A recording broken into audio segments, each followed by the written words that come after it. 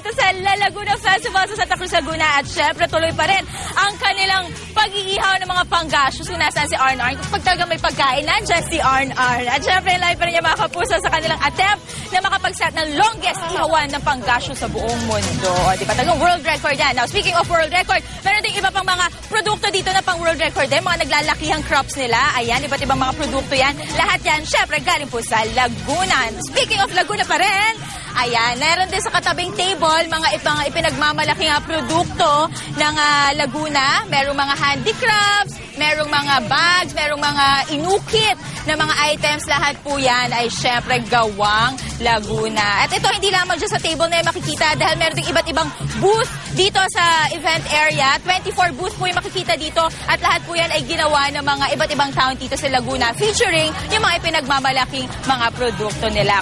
Kaya kung mga kapuso, wala kang gagawin. Hanggang Sunday po itong La Laguna Festival. Open sa 9 a.m. to 12 midnight. Kaya punta na kayo dito at makisaya na. Happy viewing, Ange and JR!